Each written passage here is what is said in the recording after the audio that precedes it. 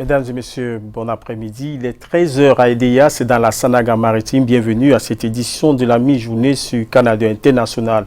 Au sommet de cette édition, meurtre à Bojangordo à la 4e, Edouard Sanfak, âgé de 47 ans, décide de mettre un terme à la vie de sa copine alors que celle-ci s'était déjà séparée de lui à l'aide d'une machette. Il lui ôte la vie et asperge les restes de son corps avec de l'essence. Deuxième mort de Françoise Foning, son habitation au rond-point d'Aïdo à Douala est partie en flammes cette nuit.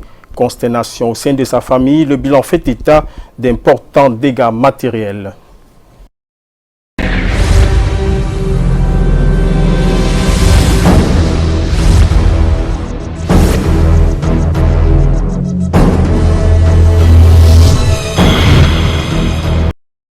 Entamons cette édition de la mi-journée avec Berthois pour dire que finalement elle était fausse, cette nouvelle faisant état d'une augmentation des produits de première nécessité dans les marchés de Berthois. Le démenti du ministre du Commerce qui a effectué un tour rapide a permis de calmer les ardeurs des commerçants déjà au désarroi. Le Commerce a profité de cette descente pour mettre en garde les commerçants contre toute spéculation. Malke Chiptio et Kizito Koumaï nous reviennent de Berthois. Il y a plusieurs jours déjà qu'à Berthois et ses environs, une rumeur d'inflation court les rues.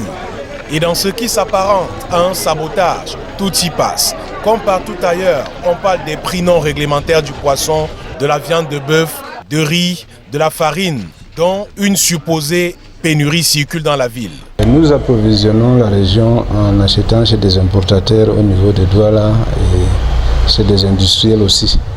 Ce qui fait que nous n'avons pas assez de difficultés en approvisionnement, sauf qu'en desservissement. Quand on dessert la région, on a des problèmes d'impraticabilité des routes. Et je crois jusque-là, quand il ne pleut pas, on se bat. Mais en saison de pluie, ça a l'air beaucoup plus difficile. Le ministre du Commerce, dans sa ronde des 8 secteurs de commerce, a pointé du doigt des individus tapis dans l'ombre. Il a ajouté que les prix appliqués dans les marchés sont ceux homologués par son ministère et qu'aucune plainte jusqu'ici n'a été enregistrée dans ses services dans la région de l'Est. Nos marchés sont correctement approvisionnés et les prix qui sont pratiqués sont de très bons prix. Je n'ai pas vu de consommateur qui se soit réellement plaint des prix. Et donc on peut penser qu'il y a des gens qui s'amusent à entretenir des tensions inutiles dans le pays, dans les grandes villes. Et je voudrais leur dire ici, à Berthois, qu'ils sachent que le gouvernement veille et que nous ne laisserons rien passer. L'intransigeance reste de mise pour les spéculateurs. Et avant de repartir du site du marché moderne de Berthois, le ministre du Commerce a rassuré que des actions à venir seront entreprises par la brigade de contrôle régionale qui désormais est dans le viseur de Luc Magloambaga à Tangana.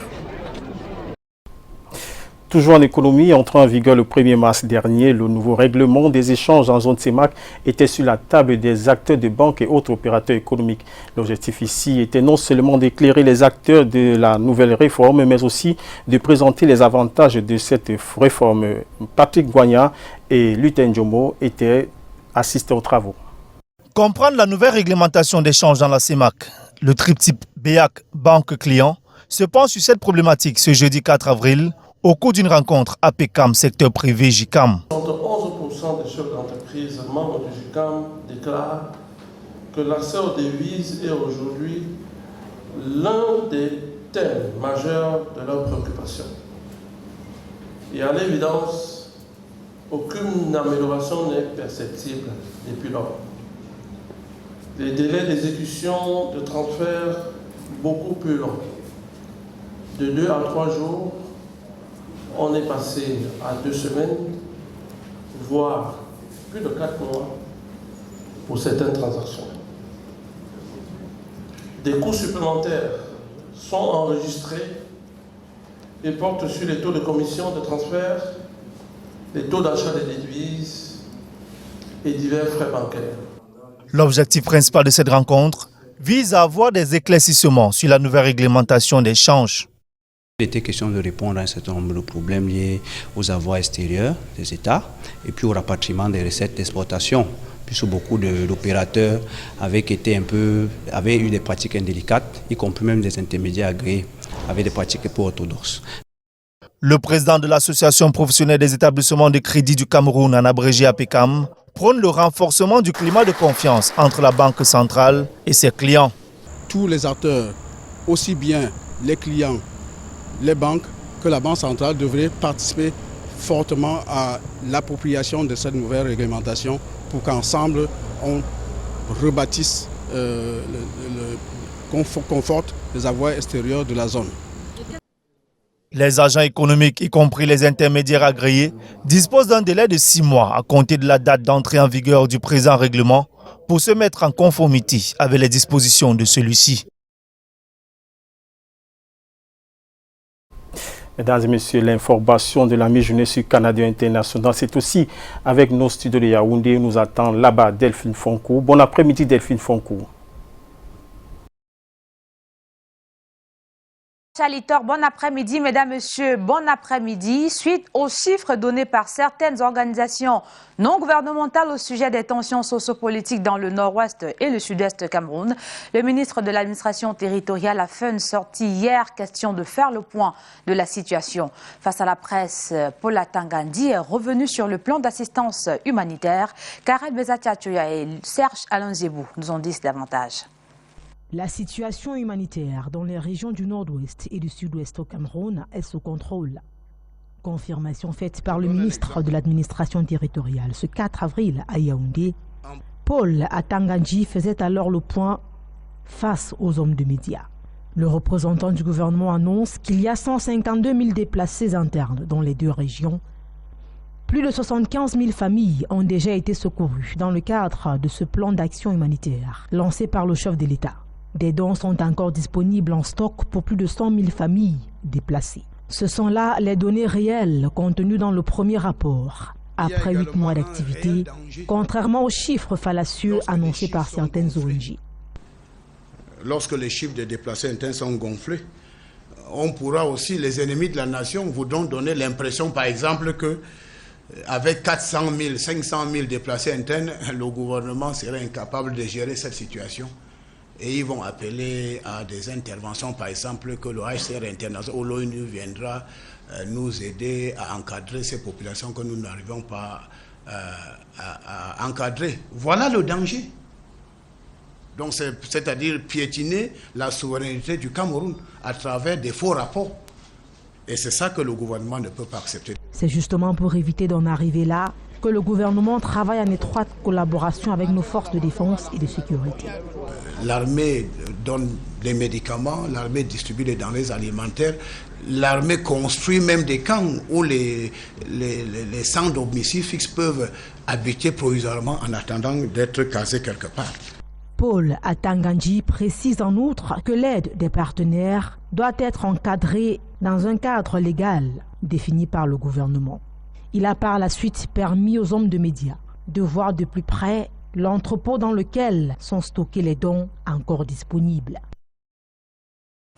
Autoroute Yaoundé-Nsimalen, le ministre de l'Habitat et du Développement urbain sur le terrain, Célestine Ketia-Cortez, s'est heurtée aux plaintes des riverains qui attendent toujours d'être identifiés, d'être indemnisés en même temps.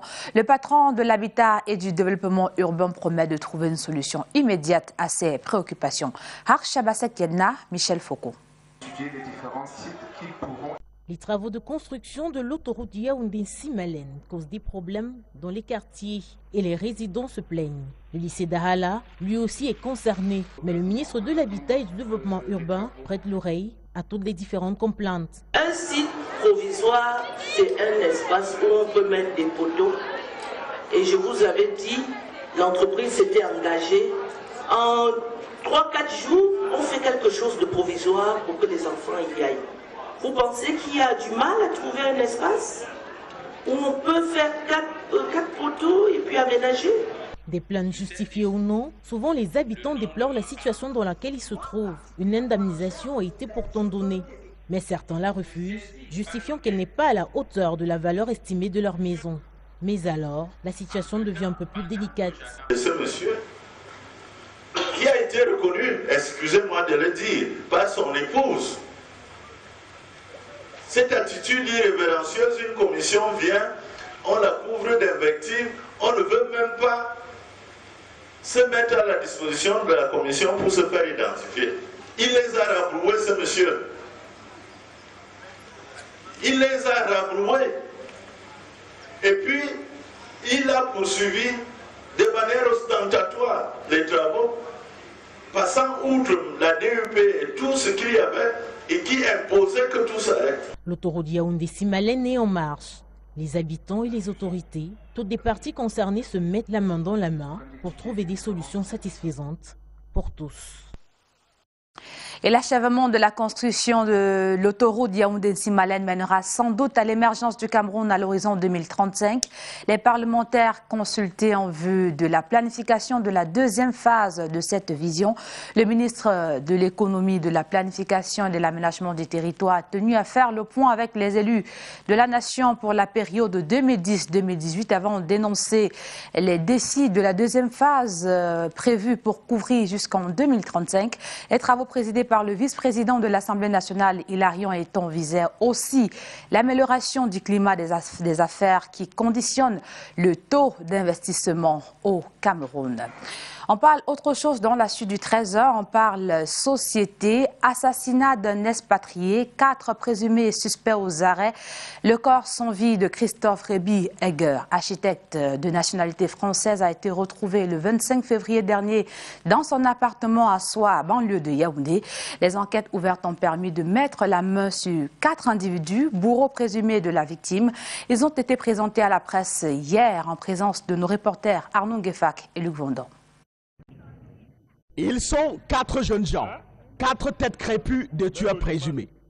La patronne, la voici, une certaine Navarro Alan. La victime assassinée et envoyée à outre-tombe le 23 février dernier, c'est Christophe Réby Egger, un architecte expatrié français, domicilié à Soa, lieu-dit cité Alpha 30. La fille constituée un bourreau, l'a séduit et vivait depuis près d'1 an une relation amoureuse avec lui avant la planification de son assassinat. Espère, assassin convoqué pour la sale besogne, Simon Yakuba, alias Zongoli, un repris de justice. Tuer, c'est son boulot. À son sucré blanc, Navarro aurait présenté Yakuba comme un de ses frères du septentrion, chômeur, qui pouvait l'aider sur les tâches ménagères. Le coup sera bien orchestré et le corps sans vie du technicien blanc de 54 ans au Cameroun depuis 10 ans est découvert le 25 février. Son technicien qui, après 24 heures, a eu à l'appeler, mais qui ne répondait pas. Ils ont donc décidé de venir au niveau de son domicile et ils ont trouvé d'abord la porte centrale toute béante et puis bref, ils ont découvert le corps tout nu. Nous avons donc mis sur pied un tracking qui a permis l'interpellation de la présumée commanditaire, sa copine Navarro, vers le quartier Lac il y a quelques jours. Et par la suite, Mamzelle Meka qui vit maritalement avec, lesbienne qui vit maritalement avec Navarro. C'est elle, Meka Onana, 17 ans. Elle a reçu le téléphone du Français assassiné en cadeau de conjointe lesbienne et une somme de 400 000 francs comme part du butin sur les 4 millions de francs CFA emportés chez la victime. Le dernier mousquetaire, c'est Ken Fak. C'est lui le receleur du téléphone emporté chez la victime. Le quatuor de présumés tueurs a été déféré au parquet. Et toujours dans le même registre, il meurt dans l'exercice de ses fonctions. Samuel Ndjoko, 35 ans, a laissé femme et enfants à la maison hier pour aller câbler l'un de ses clients au quartier d'Amas à Yaoundé, où il a malheureusement trouvé la mort. Que s'est-il réellement passé? Tentative de réponse dans cet élément. Je veux faire quoi en plein carrefour toute seule? Je veux faire quoi? Des pleurs d'une dame qui ne reverra plus son mari. Elle l'attendait pourtant pour l'accompagner au rendez-vous médical de leur fille. Je vais aller à l'hôpital vacciner l'enfant. Le seul enfant est trop attaché à lui. Qu'est-ce que je veux faire? Je vais sur au carrefour. Il m'a laissé au carrefour, en plein carrefour toute seule. Marie-Francine n'en revient pas. Son mari, Samuel Ndjoko, est sorti précipitamment de la maison 1 heure plus tôt pour aller câbler l'un de ses clients au lieu dit Maison Rose d'Amas à Yaoundé, où il a malheureusement trouvé la mort. Le monsieur même lui-même en question qui lui a appelé de venir faire son travail, il était là assis. Il m'amène loin là-bas en haut. Je lui pose la question, ce qui se passe vrai. Il m'a dit que le gars, il est venu vouloir installer, comme il pleuvait là. Dès que la pluie a commencé à pleuvoir sur lui, lui dit qu'il cheat. Il dit qu'il ne quitte pas, il commence seulement à travailler. Dès qu'il descend donc maintenant là, dès que le monsieur est devant, lui il est derrière, il arrive devant, il comprend seulement au sol. Il voit seulement les yeux rouges. Et c'était la fin pour ce câbleur qui venait de souffler sur sa 35e bougie il y a environ 2 mois. La famille alertée accourt sur le lieu du drame, envahie par une foule curieuse de savoir ce qui se passe. L'environnement est plutôt louche. Les propriétaires de la maison ont fermé les portes et ne reçoivent que les forces de défense et les sapeurs-pompiers. Ils ne m'ont même pas laissé entrer voir le corps. Ils ne m'ont même pas laissé le voir, même pour une dernière fois. Le corps de Samuel Djoko est conduit à la morgue. Lui qui aurait souhaité que l'enfant qui grandit en le sein de sa femme soit un garçon, ne le verra malheureusement pas naître.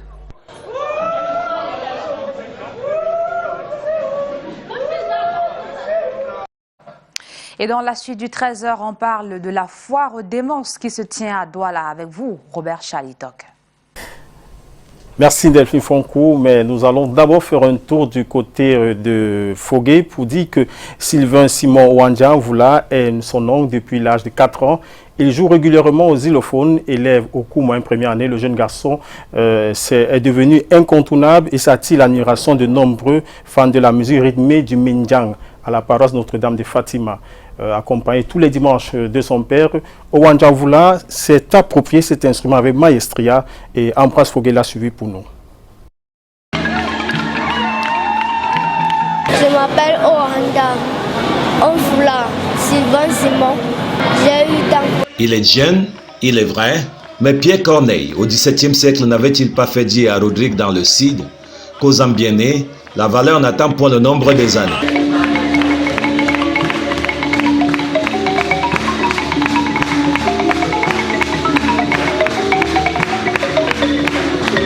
Sylvain Simon Ouandjanvoula est artiste xylophoniste à la chorale Notre-Dame du Sacré-Cœur de Marie de Nkovos. Nous sommes à Ebolova. Un musicien accompli qui se sent à l'aise comme soliste et bassiste. Je joue au baraphone depuis 4 ans. Je peux jouer partout.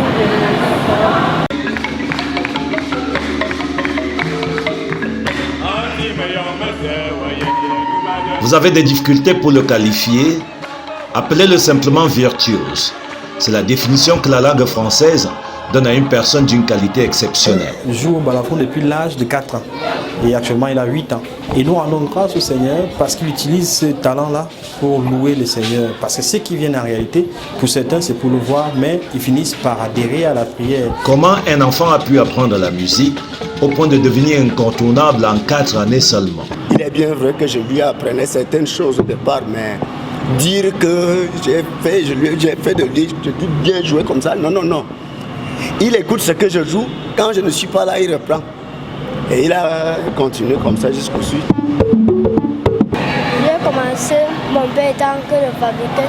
Quand j'ai vu en train de jouer, je me suis assis à côté de lui, j'ai commencé à écouter ce qu'il était en train de jouer. Sylvain n'est qu'au cours moyen première année, mais dessine déjà son avenir. Je vais travailler pour l'État et je continuerai à jouer la musique. Bon vent l'artiste.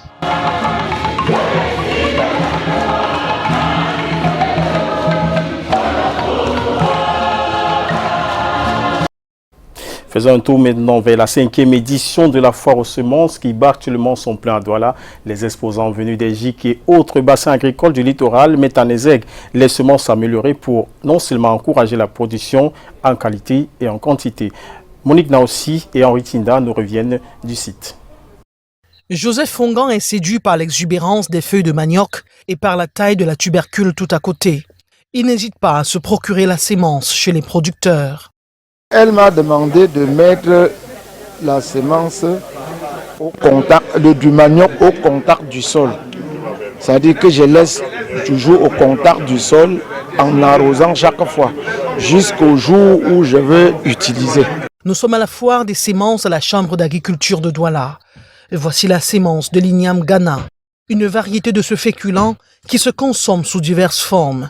Sa mise en terre obéit à un processus particulier. Pour mettre ça au sol, quand tu as déjà creusé, quand tu as déjà fait ta butte, tu peux juste fendre comme ceci. Quand tu as déjà fendu comme ceci, tu prends un peu de la cendre. Tu mets la cendre sur cette partie pour que... Et tu laisses ça sécher parce que ça va empêcher les charançons d'entrer pour gâter la semence. Quand tu peux laisser ça sécher même pendant 1 heure de temps ou une journée au soleil, quoi. Mais pour ceux qui ne sont pas pressés, pour ceux qui n'ont pas encore apprêté leur surface, ils peuvent mettre ça à l'ombre et puis ils peuvent laisser déjà que les têtes là sortent. Maintenant, quand tu veux mettre au sol, tu mets plutôt la partie qui a la peau sur la tête. Donc, tu ne retournes pas ça comme ceci. Processus identique pour la pomme aérienne cultivée prioritairement à l'ouest et dans le littoral. Les oléagineux ne sont pas en reste. Là, maintenant, ça c'est un plant déjà de 3 mois. Bon, pour le planteur véreux, il le met en champ à cet état. Mais il doit le quadriller avec du grillage. S'il ne le quadrille pas, les ravageurs comme les hérissons vont le manger, surtout le méristème central. Parce que ce méristème central, c'est ça qui donne du jus de vin de palme. Or, le hérisson l'aime tellement. Après 4 ans d'entretien, nous avons ce produit-ci, qui est la noix de palme. Une pépinière luxuriante de corosoliers, de goyaviers, de manguiers entre autres, derrière des fèves de cacao. Ce sont des semences améliorées. Mis en place un champ semencier parce qu'on avait constaté que la plupart des planteurs dans la zone de Mongo, en particulier et sud-ouest, il y avait ce problème de bonnes semences. Comme il y avait seulement le centre de Barumbi, on a décidé aussi de mettre en place un champ semencier à Boba pour aider nos planteurs à avoir le bon matériel végétal. Parce qu'un bon champ doit commencer avec le bon matériel végétal. Au-delà de la disponibilité des semences améliorées, l'accompagnement des agriculteurs avec des intrants de qualité est susceptible de booster les productions et garantit l'autosuffisance alimentaire. Et cette foire aux semences se déroule à quelques jours de la grande saison des semences dans le Mongo, l'un des principaux bassins agricoles dans la région du littoral. Au rang des faits de société, revenons sur ce maître qui a lieu au quartier Bodjongo à Douala. C'est dans l'arrondissement de Douala 4e où le jeune Edouard Safak, âgé de 47 ans, décide de mettre un terme à la vie de sa copine avec laquelle la séparation était consommée. À l'aide d'une machette, il lui ôte la vie et aspergera le reste de son corps avec de l'essence. Écoutons à cet effet Julio Trésor-Tanon, notre globe-trotteur qui est sur le terrain en ce moment. Une situation très compliquée pour les populations qui depuis 2 heures du matin vivent un fait dramatique. Marie, puisqu'il s'agit d'elle, 44 ans, a été retrouvée calcinée aux premières heures de la matinée. Et selon les informations reçues par des personnes qui sont sorties aux environs de 2 heures quand l'incendie s'est déclaré, son cousin ou l'un de ses petits-fils qui était à la maison avec elle, âgé de 13 ans, a dû sortir pour alerter les personnes qui étaient non loin de là. Et selon les informations, c'est le concubin de Marie qui l'aurait assassiné à coups de machette, aspergé le corps d'essence avant de mettre le feu dans la maison. Et aux environs donc de 2h30, des personnes affirment l'avoir vu partir en disant qu'il vient de commettre son forfait et qu'il aurait même bu son sang. Et en dernier ressort, il s'en va se jeter dans le pont, dans l'eau du Vouri. Et depuis justement quelques minutes, on nous fait savoir ici à Bodjongo que les populations au niveau du pont affirment avoir aperçu un corps. Les marins sont en train de tenter de le repêcher. On fera des confrontations pour voir s'il s'agit de ce Edouard Sanfan. Il était tout simplement travaillant à la gare à PK14, d'après ce que l'on dit, un repris de justice. Et certains vont même plus loin pour dire qu'il était condamné à mort et qu'il se fait appeler Edouard Laloy. Depuis Bobongo, dans l'arrondissement de Douala 4e, je suis Yasser Trésor-Tanon pour Canal 2 International. Triste fin. Merci Trésor Tanon pour ces informations. Le plus ample détail vous seront fournis dans nos prochaines éditions. Continuons avec les faits de société pour dire que Françoise Foning, on n'a pas fini de parler d'elle. Cette nuit, un incendie a ravagé entièrement la résidence principale de la défunte maire de Douala 5e au rond-point d'Aïdo. Le lieu reste sous contrôle, mais on déplore déjà plusieurs dégâts matériels. Écoutons à cet effet Cathy Ken qui revient du terrain. Enflot n'est plus qu'un amas de cendres. La résidence principale de la défunte Françoise Foning, au rond-point d'Aïdo à Douala, a été emportée cette nuit par un grave incendie. Moi, je visionnais dans la nuit. Tout le monde était endormi. Moi, je ne dors pas vite. J'étais au salon, je visionnais. Subitement, je vois la lumière qui s'est arrêtée. La télé s'est arrêtée. Je me suis levé, allumé l'ampoule. Ça n'a pas donné. Ok, avec les lampadaires, c'est donné. Ok, ça donnait. Le temps de regarder par les nacos, je vois la flamme qui monte. Je viens maintenant, j'ouvre de ce côté-ci. Je vois que ça monte déjà beaucoup, juste quand j'envoie la tête, ça chauffe. C'est là où j'ai couru pour aller réveiller tout le monde au lit, que pardon, sortez, on va le feu qui vient. Les 7 occupants de la maison, enfants et adultes, s'en sont tirés sains et saufs, mais les dégâts matériels sont inestimables. C'est ici qu'elle résidait, elle avait ses souvenirs, ses objets d'art, ses diplômes, la plupart des objets de voyage qu'elle avait. On pensait même prendre beaucoup de choses ici pour en faire le musée, n'est-ce pas? Alors nous sommes catastrophés. C'est par ici que le feu a débuté, dans le bureau de la défunte mère, au bas du local. La porte avant aurait été défoncée, de même que la barrière en matériaux provisoires. Les traces de pas dans cette petite broussaille laissent croire à la famille qu'une main criminelle qui a pénétré par infraction est à l'origine de ces flammes. Donc c'est une main criminelle. Ça, il n'y a pas de doute là-dessus. Et nous sommes meurtrés de tous les souvenirs que maman nous a laissés, tout part en fumée. Et c'est ici même que nous pensions faire le siège de la fondation France Foning pour continuer ces œuvres. Alors, qu'est-ce qu'on nous veut encore? Nous demandons aux uns aux autres de nous apporter, n'est-ce pas, beaucoup de compassion.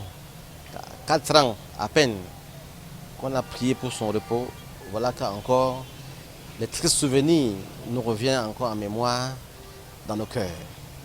Tout a été emporté en fumée, des objets de valeur, des documents, des souvenirs difficiles à reconstituer.